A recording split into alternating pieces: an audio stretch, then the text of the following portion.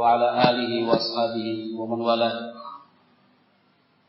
قال الله عز وجل في كتابه الكريم: يا أيها الذين آمنوا اتقوا الله حق تقاته ولا تموتن إلا وأنتم مسلمون. Ma'asyiral muslimin wal muslimat rahimakumullah.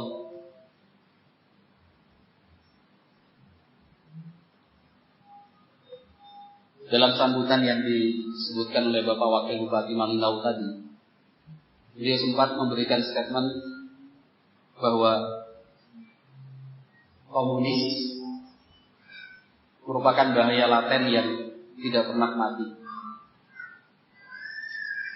Hal yang sama juga disampaikan oleh Bapak Kapolres tadi. Tapi sebelumnya, beberapa waktu yang lalu, saya menyampaikan nukilan berikut ini sebagai dasar kenapa kita berbicara tentang komunisme. Artinya kalau ada orang bertanya, kenapa tema yang diangkat adalah komunisme dan radikalisme? Ya jawabannya, karena komunisme itu ya tetap hidup dan belum mati. Terkait dengan hal ini, Kepala Staf Angkatan Darat Jenderal Mulyono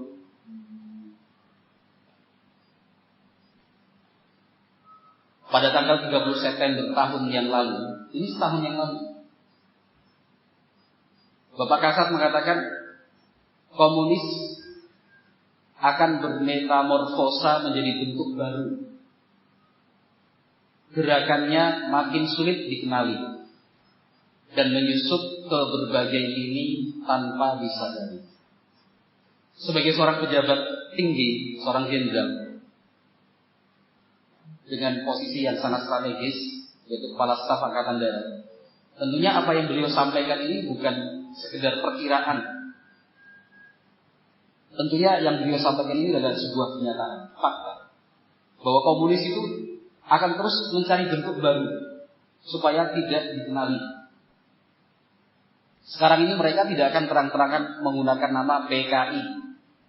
Mereka juga tidak akan menggunakan istilah komunis. Akan memilih bahasa yang sulit dikenali. Dalam kesempatan yang lain, Kepala Staf Angkatan Darat juga mengatakan kebangkitan ideologi komunis makin terlihat nyata. Ada kelompok yang ingin memutar fakta sejarah seolah mereka adalah korban. Sekarang ini, kita kalau browsing internet, media online, di hampir semuanya, di beberapa media online sekarang ini, mulai dari tanggal 28, atau kita mundur sedikit ya, tanggal 27, 28, 29, 30 September kemarin, tanggal 1, tanggal 2, sampai tanggal 5 besok, tanggal 5 Oktober. Itu media online, sebut saja lah, misalkan kompas.com, detik.com, tempo.com, dan sekian banyak itu ada berita-berita yang ditampilkan tentang korban dari PKI. Yang ceritanya beginilah, ceritanya begitu, seakan-akan mereka lah korbannya. Betul seperti yang disampaikan oleh Bapak Kepala Staf Angkatan Darat. Mereka ingin memutar fakta sejarah seolah-olah mereka adalah korban. Kemudian Menteri Pertahanan Republik Indonesia Bapak Ria Mizar Triakudu, beliau memberikan pernyataan bahwa indikasinya memang ada di Indonesia. Antara lain dibuktikan kemunculan orang-orang yang memakai atribut palu arit sebagai lambang PKI atau komunisme. Selain bentuk penyebar luasan bendera PKI di berbagai tempat. Ini pernyataan dari Menteri Pertahanan Republik Indonesia Bapak Yamizar Triakudu. Oleh sebab itu, ma'asyiral muslimin rahimakumullah, meskipun lokasi ini jauh dari pusat kekuasaan, berada di perbatasan negara lain sebelah utara negara Indonesia. Bukan kemudian berarti potensi kemunculan komunisme itu kecil atau bahkan mati. Karena sekarang penyebaran informasi itu semakin mudah. Batas wilayah bukan lagi penghalang. Jarak yang jauh itu juga bukan alasan. Karena yang terjadi di sini pada waktu yang sama sudah dapat diakses dan diketahui di tempat lain yang jaraknya ribuan kilometer. Yang terjadi di Jakarta, Surabaya, Medan, Semarang, Yogyakarta, yang terjadi sekarang ini bisa kita ketahui melalui akses informasi yang semakin hari semakin canggih dan berkembang. Sehingga pengaruh dari ideologi komunisme itu memang menyebar dan tersebar sampai ke seluruh daerah. Kalau kita membaca sejarah Malinau sendiri, dulu pun ada unsur-unsur komunisme di sini. Tapi alhamdulillah kita bersyukur kepada Allah Subhanahu wa taala, kemudian atas jerih payah dari para pendahulu kita, para pahlawan, dari aparat keamanan, alhamdulillah gerakan-gerakan semacam itu dapat ditumpas, kemudian ditekan sehingga tidak dapat berkembang. Namun memanfaatkan isu kebebasan berpendapat, hak asasi manusia, hak untuk menyampaikan pikiran di tempat umum, maka kaum komunis ini terus bergerak. Buku tentang komunisme, buku sekarang itu tersebar luas. Siapapun bisa untuk membacanya. Bahkan di media atau di dunia maya, media sosial, buku-buku yang mengajarkan prinsip-prinsip komunisme itu di-share atau dibagikan secara bebas dan gratis. Tidak perlu beli, yang penting mau download jadi. Buku Aku Bangga Jadi Anak PKI, buku Anak PKI Masuk Parlemen, buku yang berisikan tentang pengakuan sebagai korban dari sejarah, itu tersebar. Tadi malam seperti yang disebutkan oleh Bapak Kapolres kita tadi, itu yang terbaru ya. Artinya belum berhenti, memang terus berjalan itu proses untuk menghidupkan kembali komunisme di Indonesia. Tadi malam seperti yang beliau sampaikan, di Jakarta ditangkap warga negara Malaysia karena terbukti warga negara Malaysia itu ya, yang disebutkan tadi, terbukti menjual buku yang logonya adalah Palu dan Arit. Mungkin orang beralasan, yang pakai logo Palu dan Arit kan belum tentu PKI. Iya, memang belum tentu PKI. Tapi dalam kondisi-kondisi semacam ini, apa motifnya? Kenapa tidak dilakukan dari dulu? Seorang tukang bisa aja pasang Palu sama Arit terus difoto. Tapi kita yang di Indonesia ini sudah sama-sama menilai bahwa Palu dan Arit itu adalah memang logo PKI, logo komunis. Sehingga tidak bisa kok kemudian kita bermain-main di situ. Iseng aja kok, main-main aja, tidak bisa. Karena yang seperti ini tidak bisa dipermainkan.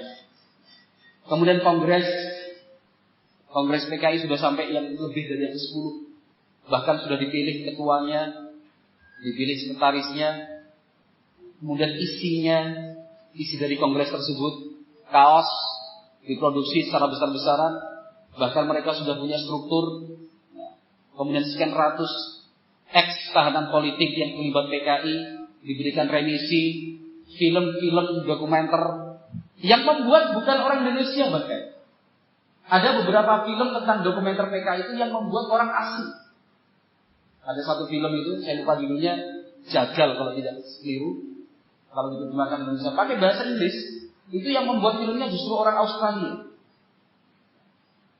Yang ditampilkan persis seperti yang disebutkan oleh Kepala Staf Angkatan Darat tadi. Seolah-olah mereka yang jadi korban. Kemudian simposium dan seterusnya. Itu nyata memang benar-benar ada. Walhamdulillah, kita bersyukur kepada Allah Subhanahu wa taala karena dipilih masuk dalam bagian atau golongan hamba-hambanya yang percaya dan yakin tentang keberadaan Rabb, keberadaan Tuhan. Salah satu prinsip dasar komunis adalah tidak mengakui adanya Tuhan, anti Tuhan. Karl Marx sebagai bapak dari ideologi komunisme itu menulis dalam salah satu bukunya, kata Karl Marx, ya kalau diterjemahkan dalam bahasa Indonesia, eksistensi Tuhan tidak masuk akal. Tuhan adalah konsep yang menjijikkan. Aku menaruh dendam kepada apa saja yang namanya Tuhan. Itu kata Karl Marx. Karl Marx juga mengatakan agama adalah racun narkoba bagi masyarakat. Menghujat agama adalah syarat utama dari segala hujatan. Lenin, pemimpin besar komunis di Soviet, mengatakan kaum komunis tidak percaya agama. Lenin juga mengatakan matilah, mampuslah agama, hiduplah ateisme. Kita harus memperlakukan agama dengan bengis. Kita harus memerangi agama. Di Indonesia, Lekra sebagai salah satu sayap underbow dari PKI waktu itu, lembaga kesenian rakyat, itu sering membuat acara ketoprak, ludruk, kesenian rakyat, dan judulnya terang-terangan anti Tuhan.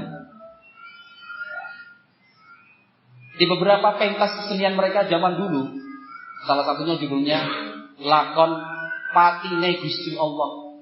Kalau kita terjemahkan dalam Indonesia, Allah itu mati. Ada lagi Gusti Allah dadi manten. Allah itu menikah. La haula wala quwwata illa billah. Ada lagi yang membuat judul Kawine Malaikat Jibril. Malaikat Jibril menikah. Ini judul-judul kesenian rakyat yang dikembangkan oleh lembaga kesenian rakyat waktu itu. Kemudian yel-yel mereka, pondok, bobrok, langgar, bubar, santri mati. Pondok, bobrok, langgar, bubar, santri mati. Artinya pondok pesantren itu hancur, langgar itu masjid atau musola dibubarkan, santri harus mati. Seperti yang disampaikan dari perwakilan Kementerian Agama tadi, Pak Habib, ya, Bapak Habib tadi. Beliau juga tadi kan sempat mengatakan Habib Santioko, Bapak Habib Santioko tadi. Beliau sempat mengatakan bahwa di daerahnya sendiri dulu ketika zaman di daerah Gambiran Jawa Timur, warganya menjadi korban. Kenapa? Karena mereka memang anti Tuhan. Nah, ma'asyiral muslimin rahimakumullah. Yang patut kita waspadai adalah cara pemahaman seperti ini. Yang tidak suka dengan agama, yang menganggap agama itu hanya hasil cipta rasa karya manusia, yang menganggap agama itu justru membuat kita terbelakang. Agama itu mengekang hidup manusia. Dan yang seperti ini banyak sekali. Meyakini sebagai agama itu sebagai sesuatu yang yang membebani. Fala haula wala quwwata illa billah. Walaupun dia tidak mengatakan saya PKI, saya pengikut PKI, tapi kalau yang dia sampaikan adalah ucapan-ucapan atau pernyataan yang menunjukkan dia tidak percaya tentang agama, tidak percaya dengan adanya Allahu Rabbul Alamin, jelas. Kemudian ciri atau tanda dari ideologi komunis itu adalah melakukan kekerasan.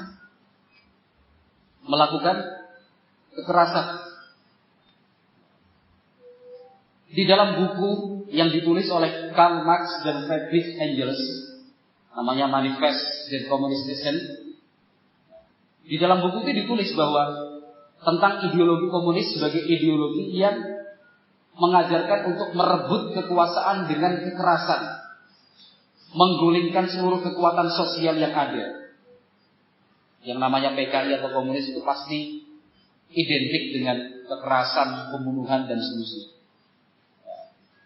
Lenin sebagai bapak komunis di Soviet itu pernah mengatakan tidak masalah jika 3/4 penduduk dunia ini habis, asalkan 1/4 sisanya adalah komunis. Untuk melaksanakan komunisme, kita tidak gentar berjalan di atas mayat 30 juta orang. Jadi memang dia menghalalkan nyawa demi menegakkan paham komunisme. Stalin juga di Rusia itu membunuh 30 juta orang yang jadi korban. Musso di Madiun juga seperti itu kan, pemberontakan tahun 48. Berapa banyak masyarakat muslim, santri-santri, kiai-kiai, ulama-ulama yang kemudian dibunuh dan dibantai. Pol Pot di Kamboja yang juga penganut paham komunisme itu telah membunuh atas perintah dia 2,5 juta orang. Komunis di Cina lebih dari 50 juta orang. Komunis di Amerika Latin 150.000 orang. Di Afghanistan ada 1,5 juta orang. Kemudian kalau dibuat rata-rata, salah satunya yang menyebutkan adalah Bapak Taufik Ismail, seorang penyair dan pujangga terkenal Indonesia. Beliau itu membuat hitung-hitungan. Beliau menghitung selama 74 tahun. Selama 74 tahun ada 100 juta orang di 76 negara yang meninggal dunia karena korban komunisme. Sehingga kalau dibuat rata-rata, dalam satu hari yang menjadi korban pembunuhan dari komunis adalah 3.702 orang.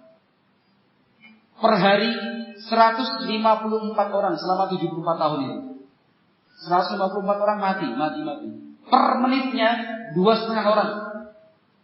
Itu yang menghitung adalah Bapak Taufik Ismail dan yang lain. Dan fakta itu kan nggak bisa ditutup-tutupi. Fakta yang seperti ini juga tidak bisa dibuat-buat. Memang nyata seperti itu. Nah, kita di Indonesia juga harus waspada. Tidak menutup kemungkinan mereka akan melakukan hal yang sama. Ada sebuah teori, mungkin kita masih ingat tentang kasus dukun santet ya, di daerah Banyuwangi, Probolinggo, Bondowoso dan yang lainnya. Ada sebuah teori yang mengatakan bahwa pelakunya adalah kaum PKI, karena indikator-indikatornya cukup banyak. Karena yang terbunuh pada kasus santet di daerah Tapal Kuda, Jawa Timur itu, kalau dirunut tahun 65, saat itu mereka menjadi korban atas tuduhan santet itu sedang mengalami masa muda dan orang-orangnya terlibat dalam pemusnahan para pengikut PKI. Itu teori itu cukup kuat karena memang ada indikasi-indikasinya. Artinya tahun 65 kan PKI memberontak, kemudian pemerintah Indonesia kan membersihkan, melibatkan masyarakat, terutama umat Islam. Nah, umat Islam yang terlibat saat itu kan tambah dua. Nah, tahun 99 ketika 9899 ketika terjadi peristiwa santet, kemudian banyak katanya kiai yang dibunuh karena alasannya dukun santet itu. Ternyata mereka ini dulunya ketika tahun 65 terlibat dalam pembersihan. Yang jelas paham yang mengajak kepada kekerasan, anarkisme, radikalisme itu juga buah dari paham dari komunisme. Maka kita harus hati-hati. Alhamdulillah pada sesi pertama tadi sebelum zuhur sedikit kita terangkan bahwa Islam melarang dan mengharamkan segala tindakan dan perbuatan yang mengarah kepada kekerasan, anarkisme, radikalisme dan seterusnya. Ma'asyiral muslimin rahimani wa rahimakumullah. Komunisme itu bisa tumbuh subur. Bisa tumbuh subur dengan memanfaatkan atau mengangkat isu yang disebut dengan pertentangan kelas antara kaum borjuis dan kaum proletar. Jadi antara yang kaya dan yang miskin itu dipertentangkan, antara pejabat dan rakyat itu ditabrakkan. Komunis itu cara-cara yang digunakan oleh komunis apa? Untuk menciptakan chaos, kerusuhan dan kekacauan. Yang miskin dalam hal ini diwakili oleh kaum petani dan kaum buruh serta kaum tukang, kaum petani dan kaum buruh, itu dibuat benci kepada orang-orang kaya. Yang kaya juga seperti itu. Dibuat untuk sewenang-wenang kepada yang kecil, dipertentangkan. Alasannya membela rakyat kecil, menegakkan keadilan, anti kezaliman, biar sama rata sama rasa. Dalam konsep komunisme tidak boleh ada orang kaya. Tidak boleh seorang warga itu mempunyai modal atau alat-alat produksi. Karena sejarah komunisme itu kan dimulai di zaman di daratan Eropa, di dunia Eropa. Ketika waktu itu yang berkuasa adalah paham kapitalis liberalis. Paham kapitalis itu siapa yang punya modal dia penguasanya. Petani buruh itu tidak dianggap sebagai manusia, bukan orang namanya. Ditindas, disiksa, dizalimi oleh mereka yang berkuasa dan punya harta. Maka komunis muncul sebagai reaksi itu untuk melawan. Tapi cara yang dilakukan salah karena dipertentangkan. Berbeda dengan konsep Islam yang diajarkan oleh Nabi Muhammad sallallahu alaihi wasallam. Yang jelas isu pertentangan kelas ini adalah isu yang paling mudah untuk menarik dan mencari simpati dari masyarakat. Siapa yang tidak tertarik melihat anak-anak muda masih mahasiswa melakukan orasi, pidato di depan umum, katanya membela rakyat kecil, membela keadilan, melawan kezaliman, lawan rakyat bersatu. Mari para petani kita bersatu, kaum buruh kita bersatu, kita lawan, kita mogok kerja, kita mogok bertani. Melihat ketidakadilan seperti ini, orasi kan. Kalau orang biasa melihatnya, Masya Allah luar biasa ya, anak-anak muda ini pemberani menyuarakan, menyampaikan suara rakyat. Itu isunya. Mereka yang melakukan orasi, yang melakukan pidato dan ceramah, membela kaum miskin, datang ke lokasi naik mobil, pulang naik mobil, pulang kembali ke rumah, rumahnya mewah, jam tangannya mahal, makannya enak di restoran dan warung makan. Sementara kaum buruh itu capek, panas, berkeringat jalan kaki, long march dari pabrik sampai bundaran HI. Yang ceramah orasi itu tadi nggak ikut merasakan susahnya jadi buruh. Itu bukti bahwasanya kaum buruh itu hanya diperalat. Para petani juga seperti itu diperalat. Coba perhatikan mereka-mereka yang dulu akrab dan sering menemui para petani dan kaum buruh, memperjuangkan hak-hak mereka. Tapi setelah mereka duduk manis di atas kursi sebagai anggota dewan misalkan, mereka sudah lupa dengan rakyat yang dulunya mereka bela. Karena ternyata hanya memperalat petani dan buruh. Katanya sama rata sama rasa. Tidak boleh ada yang kaya. Tanah, harta, modal, alat produksi dibagi rata. Tapi para pemimpin komunisme justru hidup mewah dan foya-foya. Pemimpin komunis di Cina, Mao Zedong, yang lain mengatakan Mao Zedong, itu mempunyai secara pribadi puluhan villa. Setiap villa ada kolam renangnya. Satu kolam renang nilainya sampai 50.000 yuan. Padahal aturan yang berlaku di sana, korupsi di atas 10.000 yuan itu akan dihukum pancung, dihukum mati. Pemimpinnya sendiri malah hidup mewah dan foya-foya.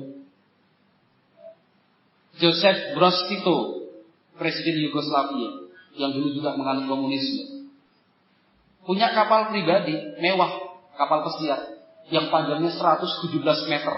Itu pribadi. DNID di Indonesia, pencetus dan pelopor PKI di Indonesia, DNID.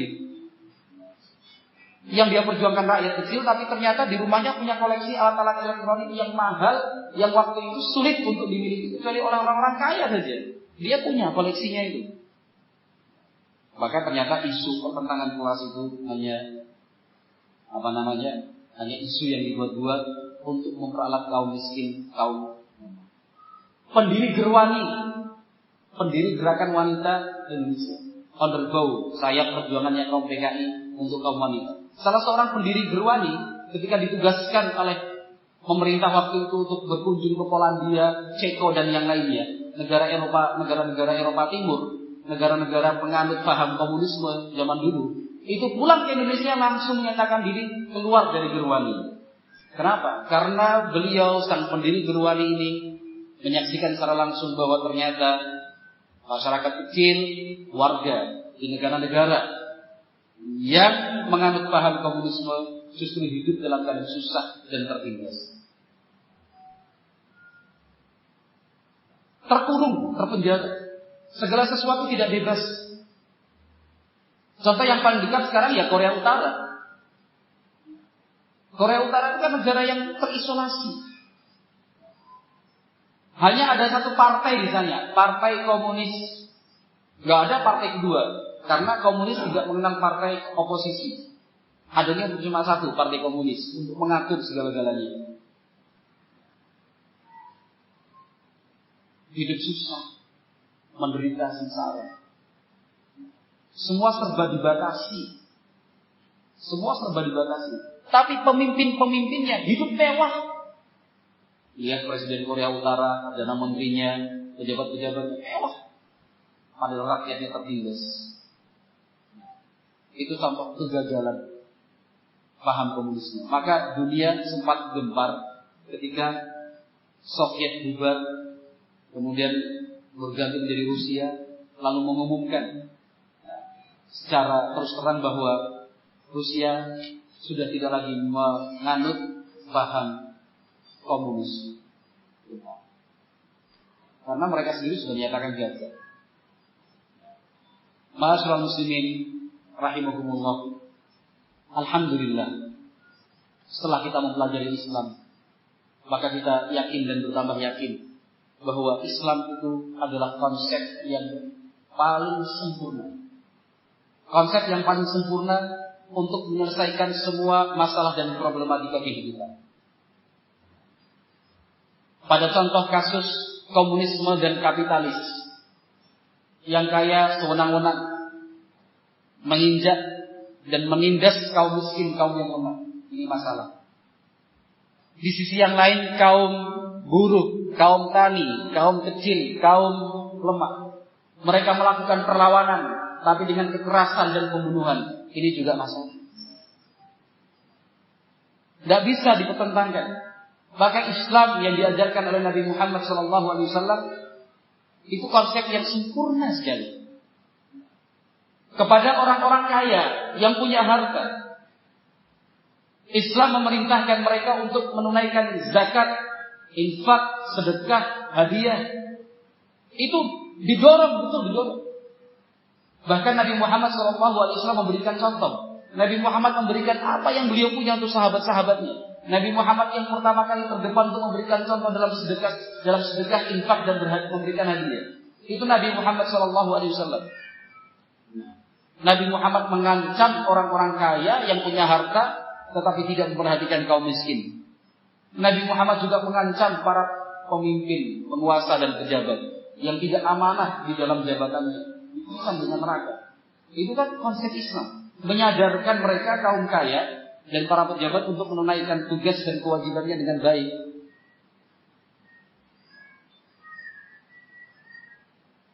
Nabi Muhammad SAW bersabda, "Laisal mu'min alladhi yashba'u wa jaruhu ja'i'un." Kata Nabi SAW, belum dikatakan sempurna imannya kalau seseorang itu makan di rumah sampai kenyang, padahal masih ada tetangganya yang lapar. Oh, dari mana saya tahu kalau tetangga saya lapar? Ya kamu harus sensitif, harus aktif. Tetangga saya sudah makan dulu. Itu perintah di dalam Islam luar biasa. Jadi tidak memikirkan diri sendiri, tidak egois, tidak seperti paham kapitalis dan paham kapitalis sosialis. Nggak bisa. Paham kapitalis sosialis yang yang memperbudak petani, memperbudak buruh, merasa dirinya yang terbaik, perintah sana perintah sini, sewenang-wenang, zalim. Islam mengajarkan jangan. Harta itu dititipkan dari Allah, jabatan itu dititipkan dari Allah. Laksanakan amanah itu dengan sebaik-baiknya. Infak sedekah.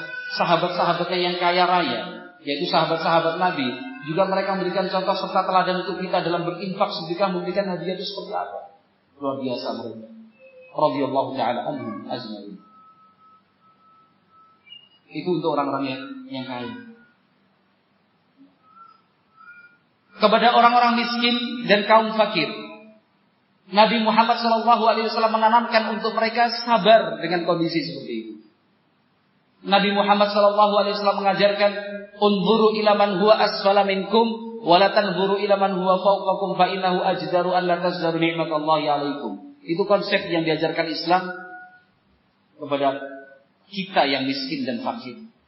Islam mengajarkan, lihatlah orang yang kehidupannya di bawahmu, jangan lihat yang di atasmu. Kalau engkau lihat yang di atasmu, engkau akan meremehkan nikmat yang Allah berikan untukmu. Engkau tidak akan bersyukur dengan maksimal.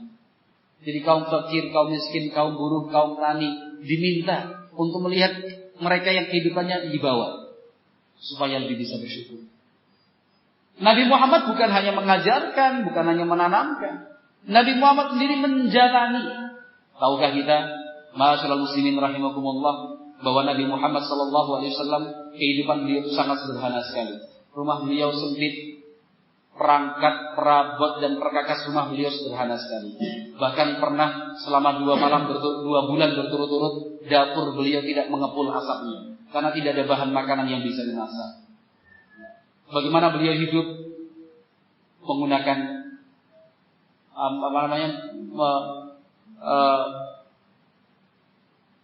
mengkonsumsi kurma dan minum air putih, serta terkadang tetangga-tetangga beliau mengirimkan makanan sebagai hadiah. Itu Nabi SAW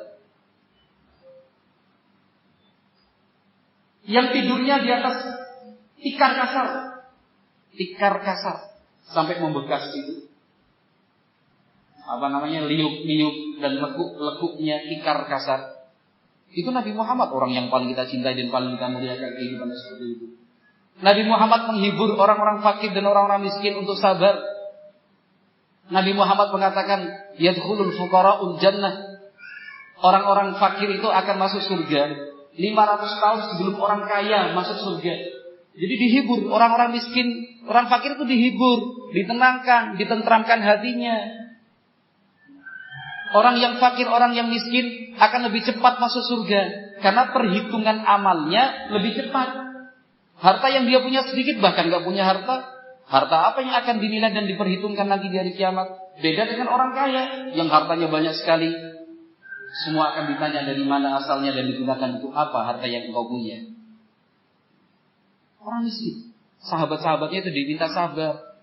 Dan kemudian setelah itu Nabi Muhammad mempersatukan mereka, antara yang kaya, miskin, pejabat dan rakyat, dengan sholat berjamaah. Ketika sholat itu dilaksanakan secara berjamaah, nggak ada yang kaya, nggak ada yang miskin, jadi satu di masjid, saling menghormati satu dengan yang lain, saling mengunjungi, saling mendoakan, saling membantu, saling menolong. Tidak ada perbedaan kelas, apalagi pertentangan kelas antara yang kaya dan yang miskin. Dibuat hidup itu harmonis, dinamis. Itu ajaran Islam. Alhamdulillah, kita bersyukur kepada Allah Subhanahu wa ta'ala. Yang jelas, ma'asyiral muslimin rahimani wa rahimakumullah, ideologi komunisme itu sangat berbahaya dan memang menjadi sifatnya laten. Kita tidak boleh lengah, tidak boleh waspada. Perlu diketahui bahwa setelah reformasi, sejarah tentang PKI itu sudah dihapus dari kurikulum Indonesia. Generasi muda sekarang ini kalau tidak aktif untuk mencari, nggak akan mengerti tentang PKI. Kalau dulu, termasuk saya ketika masih sekolah dulu, dalam pelajaran yang kita baca ada G13 PKI, Gestapo dan yang lainnya dibahas. Sekarang materi itu sudah tidak ada. Harusnya kan kita sadar bahwa ini upaya sistematis untuk memutus generasi. Yang muncul adalah generasi-generasi yang tidak paham tentang komunisme. Nggak ada sekarang di dalam buku kurikulum pendidikan Indonesia tentang sejarah PKI. Yang korbannya adalah para pemimpin bangsa dan calon pemimpin bangsa, para jenderal. Para jenderal. Dari Jenderal Ahmad Yani, Jenderal Suprapto, Jenderal Sutoyo, S. Parman, Peri Tendean, Katamso, Sugiono, itu para petinggi dan para pembesar negara kita yang dulunya diharapkan untuk bisa mengembangkan dan membesarkan bangsa ini, malah dibunuh, malah disiksa. Cerita dan kisah ini bukan sejarah yang dibuat-buat, nyata dan betul-betul nyata. Masyaallah muslimin rahimani wa rahimakumullah. Belum lagi korban-korban yang lainnya. Nah, sejarah seperti ini diusahakan generasi selanjutnya itu nggak ngerti, nggak paham. Kalau dulu setiap tanggal atau malam tanggal 30 September ada pemutaran wajib di TVRI. Film G13 sebagai sekarang. Itu orang itu nggak ngerti, anak-anak muda sekarang, adik-adik kita itu nggak paham PKI itu apa. Karena memang sudah berusaha untuk dilupakan. Tapi di sisi yang lain, katanya kita lupakan, di sisi yang lain mereka terus menuntut. Untuk pemerintah minta maaf, pemerintah merehabilitasi nama-nama baik mereka, pemerintah memberikan kompensasi kepada korban tahun 65, terus itu disuarakan. Di satu sisi, sudahlah, nggak usah diingat-ingat lagi, itu kan sejarah yang dibuat-buat oleh penguasa waktu itu. Di sisi yang lain mereka menuntut. Ini usahanya sistematis, rapi, tertib, terorganisasi. Kita tidak boleh lengah. Sebagaimana kita juga tidak boleh lengah dengan paham dan ideologi radikalisme kanan, kaum teroris yang berbaju Islam, bertakbir, semua di atas namakan Islam. Peledakan, penembakan, kantor polisi ditembak, pak polisi ditembak, aparat keamanan ditembak, disembelih. La haula wala quwwata illa billah. Itu yang membuat kita sebagai umat Islam sakit, sedih. Karena yang kemudian terkena pengaruh kesan negatifnya itu kita juga. Kadang kita yang menggunakan jubah seperti ini pakai jenggot, sementara kita yakin itu sunnah Nabi, ajaran Islam. Kadang-kadang kita dicurigai, ditanya, masnya sama dengan kelompoknya Santoso ya? Kalau kelompoknya Santoso di Poso bukan Pak, kalau Santoso teman saya tukang bakso iya. Bapak sama bukan Basra apanya? Musuh. Saya pernah agak serius, agak emosi dikit dari itu. Disamakan dengan Abu Bakar Basir. Sama enggak musuh itu pokoknya. Kaget dia. Oh ya, mohon maaf Mas. Ya kan kita yang kena akhirnya. Kenapa? Karena mereka melakukan itu atas nama Islam. Jihad. Bukan seperti itu jihad fisabilillah. Jihad fisabilillah itu ada aturannya, ada ketentuannya. Yang berhak dan satu-satunya pihak yang berhak menyuarakan jihad fisabilillah dalam arti perang fisik itu hanya penguasa.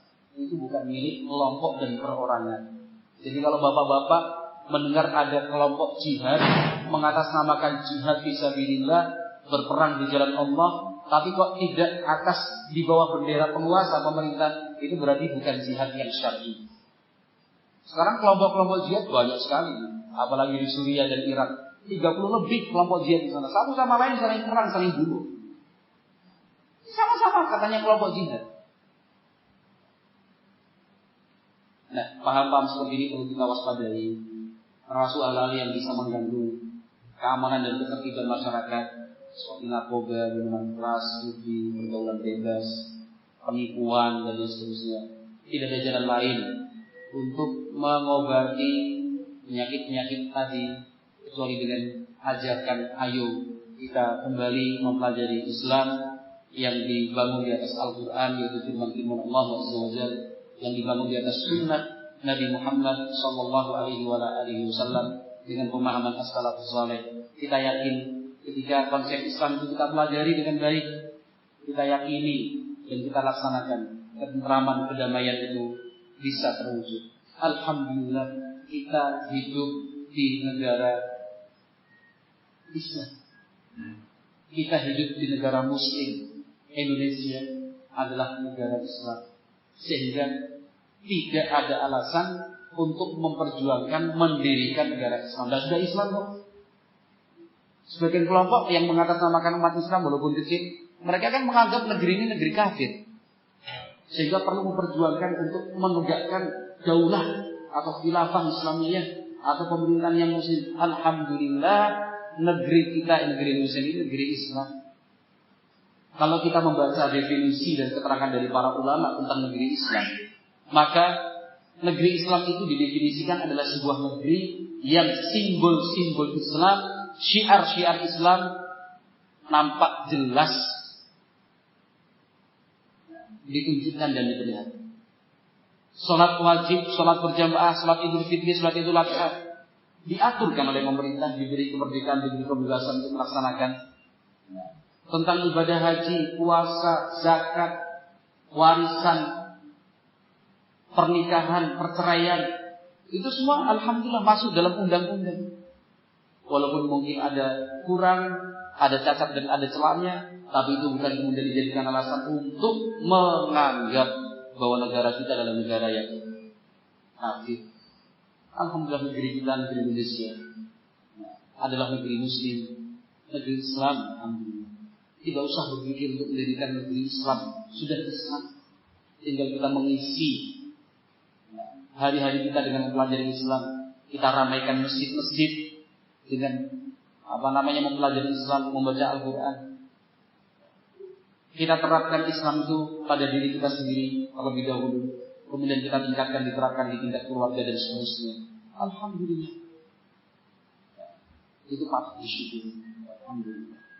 Mudah-mudahan Allah Subhanahu wa taala memberikan taufik dan hidayah untuk kita semua, dan semoga Allah Subhanahu wa taala senantiasa melimpahkan curahan rahmat dan barakah untuk kita semua. Alhamdulillah, saya kira materi ini sudah cukup. Yang paling terpenting sudah tersampaikan beberapa poinnya.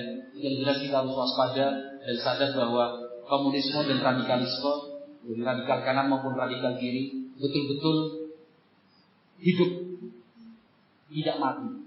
Mereka terus bergerak. Kita sebagai umat Islam harus membentengi diri sendiri dan membentengi generasi muda dari paham-paham sesat seperti itu.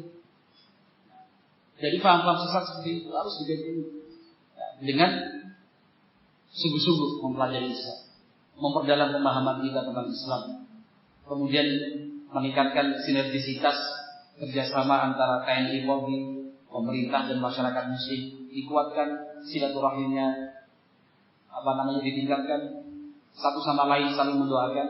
Mudah-mudahan Allah Subhanahu wa taala mengabulkan semua yang kita minta dan kita harapkan. Terima kasih saya ucapkan kepada seluruh panitia yang telah bersusah payah dan berjuang untuk menyelenggarakan acara ini sampai akhir. Terkhusus lagi kepada takmir masjid, demikian juga secara khusus lagi pemerintah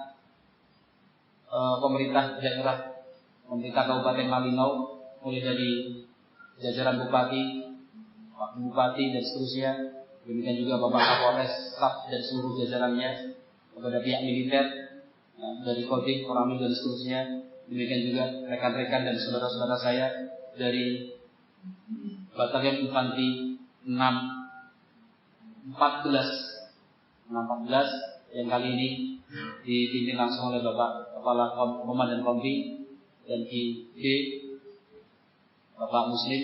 Mudah-mudahan panjenengan semua senantiasa mendapatkan perlindungan dari Allah Subhanahu wa taala, sehat, selamat dan selalu bisa berkumpul dengan keluarga.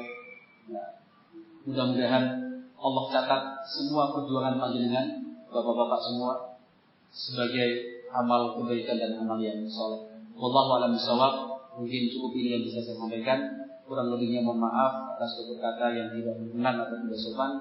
Mudah-mudahan Allah pertemukan kita kembali paling cepat 4 tahun lagi. Subhanakallahumma wa bihamdik, asyhadu an la ilaha illa anta, astaghfiruka wa atubu ilaik. Assalamualaikum warahmatullahi wabarakatuh. Biar kangen.